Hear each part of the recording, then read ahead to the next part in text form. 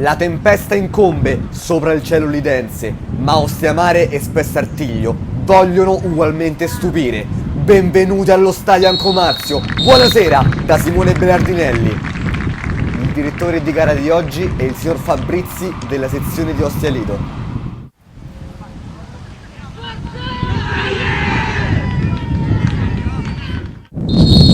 Si parte! Attenzione, la palla rimane lì, arriva Costarelli col sinistro e Bindi risponde da campione. Corner per lo Spes, pallone messo in mezzo, la palla rimane lì e Romeo rischia il clamoroso autogol. È la terza volta di mezzo metro! Ferraro da calcio di punizione, esterno della rete. Comincia la ripresa. È pronto Di Valerio. Parte la sua parabola. Palo! Clamoroso palo di Di Valerio. E la palla poi esce. Paniconi si defila sulla sinistra. Calcia in porta. Però va alto. Perrotta riceve dal limite. Va Perrotta col destro. Deviazione e corner. Ancora Di Valerio sul punto di battuta. Ci riprova lui in porta! Ma stavolta la palla non si abbassa.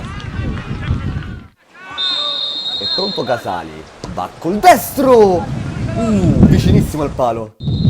Raganiello verso la porta, Giordano! Che intervento decisivo! Parte Perrotta morbidissimo! Sopra la traversa.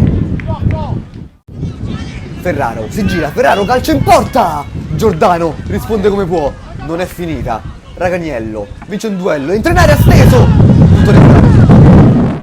Dall'altra parte Daneri è solo, Daneri la piazza col sinistro! E fa 1-0! Per lo Spessartiglio all'ultimo minuto!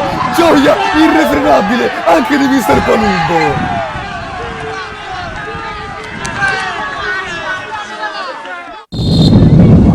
Ferraro, una deviazione, la palla rimane lì, mischia pazzesca, sarà corner.